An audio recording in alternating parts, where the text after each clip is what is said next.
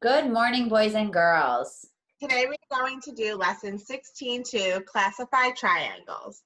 I can reason about line segments and angles to classify triangles. So first, let's look at what Mr. Rivera is saying. When two rays meet, they form an angle. An angle can be measured using a tool called a protractor and is measured in degrees. So let's take a look at some different kinds of angles. So the first one we have is a right triangle. So if you're looking at the first one, it's the orange ABC. The angle is labeled ABC, is a right angle. A right angle forms a square corner. And you might remember this from yesterday's lesson when we talked about perpendicular lines. We can tell if lines are perpendicular if they form a right angle, and you can draw a little square between the two rays, and it will form the letter L. I also just noticed, Ms. Schultz, the way that you named this angle is that you started with one letter, went to the angle, and then to the next letter. So you started on the sides of the rays that continue on forever, and the angle was in the middle. Yep. And then also when you're naming an angle and you're writing it, that little sign before ABC, it looks like a little angle. That's the sign for an angle. So I know when I see that that little angle symbol, ABC, they're talking about the angle ABC. Great. So if we move on to an acute angle, we're going to look at the next picture in blue. We have DEF. And I'm noticing that they're putting in kind of like an invisible right angle. That's not part of our angle. They're just showing us that DEF is called an acute angle, and that means that it's less than a right angle.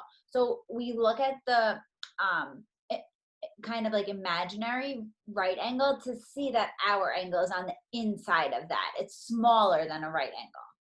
Yep. And then also we notice that when we're measuring it, that's what they mean by it's less than 90 degrees. That's the measurement. It's going to be smaller than 90 degrees. So it could be 70, it could be 60 degrees. Anything smaller than 90. Great.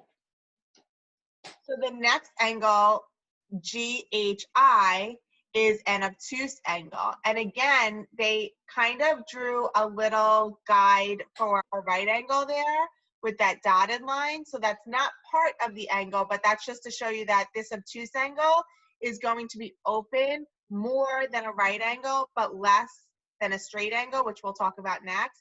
And so an obtuse angle is greater than 90 degrees. So its measurement could be 100 degrees, 120 degrees, but anything greater than 90 degrees. Cool.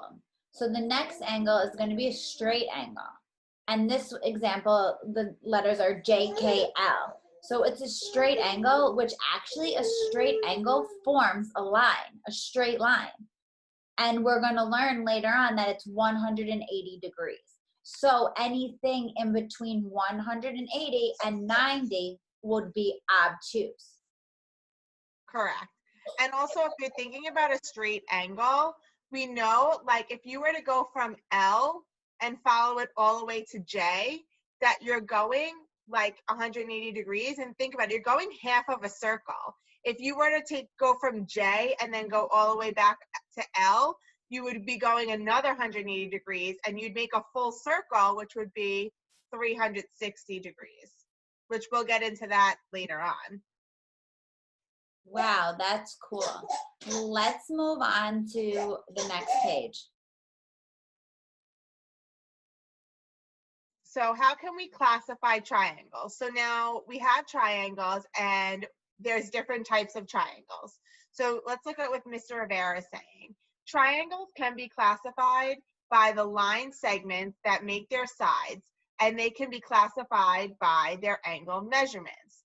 Okay, so what we're saying here is that we can classify triangles based on their sides, the length of their sides, and also by the angles that the line segments make. So I can classify triangles by the line segments that make their sides. See? Let's look at the first one, a scalene triangle. If you're looking, it has no sides that are the same. So if you notice this triangle ABC, there's little tick marks on each side.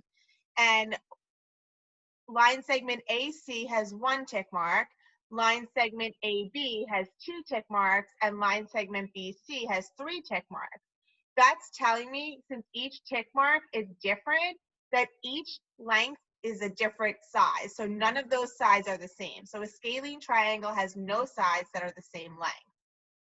The next one is an isosceles triangle. An isosceles triangle has at least 2 sides that are the same length. So if you're noticing line segment A to B and line segment A to C both have 1 tick mark and they have the same tick mark on either side, that's telling me that both of those sides are the same length. However, line segment BC is not the same length as AB or AC because it has no tick mark. So an isosceles triangle has at least 2 sides that are the same length. And the last way to classify using sides is an equilateral triangle. An equilateral triangle has 3 sides that are the same length. So if you notice triangle ABC, line segment AB, line segment BC, and line segment AC all have 1 tick mark, which is telling me that they are all the same length. Another thing I notice is in angle A and angle B and angle C, there's like a little half moon. That little symbol is telling me that all 3 of those angles are the same exact size as well. If the angles were different, it might have like 1 half moon in one angle, a double half moon in another angle, and a triple half moon in another angle, which we'll take a look at later to see how, if any of the angles are equal. Cool. I also noticed how you called the angles angle A, B, and C, like by using almost the middle letter in the angle, like from what we were using on the other page. Like before we were saying, if we were saying angle A, B, C, we would mean angle B here. Mm-hmm. Like if we had A, B, C, the short term would be just angle B. Yep. Cool. We could also classify the triangles by their angle measurements. So if we look at the first triangle on the second side, we have a right triangle, which has 1 right angle. And we would see that with the little square that we know means that that forms a right angle or 90 degrees. It's a straight capital letter L. Then we know that an acute triangle has 3 acute angles. All of its angle measures are less than a right angle. So this triangle has 3 angles that are smaller than 90. Then the next type of triangle is called an obtuse triangle, which has 1 obtuse angle. And we know that an obtuse means greater than 90. So 1 angle has a measure that is greater than a right angle. And I'm kind of thinking like an obtuse triangle, like where you think you would see the letter L, and obtuse, like it would be like a stretched out L, like it's all the way, the top of the L is like pushed to the left. So like if we look at it that way, we could have like a right angle would be a normal L. An obtuse, the L is going to come out this way. And even an acute, it's going to be going on the inside. Smaller. Some people like to remember acute triangle because it's a cute little baby triangle. Yep, that always helps me because I always think a cute, small, little cute. Yeah. So let's try the next one.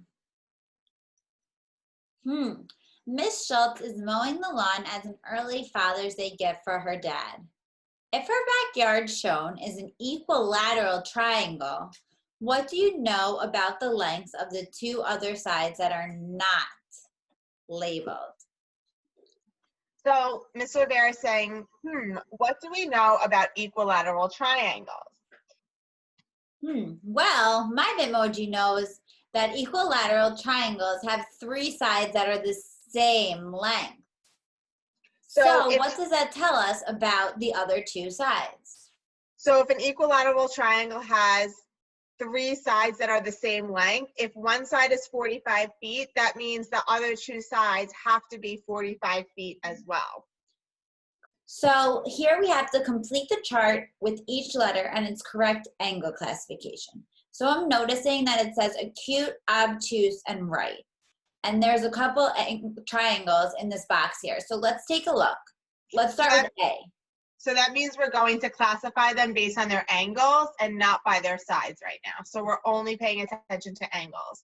So looking at A, I'm noticing that the two angles on the bottom of the triangle seem small, like they're acute, but the top one up top looks like it's larger than 90 degrees. Because if I were to try and make a little square there, it looks like the one side is bigger than 90 degrees. Yeah, it looks like the L that we said is pushed out. Pushed out. So I would say that's an obtuse triangle. So let's drag that down here. What about B? So B looks like it has small little angles, and I don't see any right angles, and I don't see anything that looks like it's greater than 90 degrees. So I'm going to say B is an acute angle. Yeah, something that we kind of, to me, it almost looks like, I know we're not classifying them by their sides, but from far away, it kind of looks like all of the sides are the same. And I know that if all of the sides are the same, all of the angles must be the same. And we didn't talk about the degree measurement, but I know that everything has to be small or acute because we couldn't have such a large angle. Right, they were all the same. If they were all the same. That's a good observation. What if we look at C? Do we know what type of triangle this is? So C gives me like a little hint because they included the square. And I know when I see a square like that, that tells me that I can see the letter L, and that is a right angle. So that is a right triangle. Great. What about D?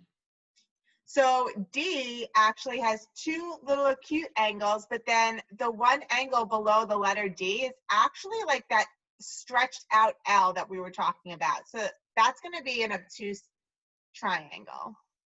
Good job.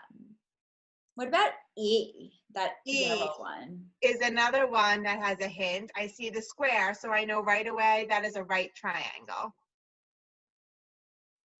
Great. Last one, F, green.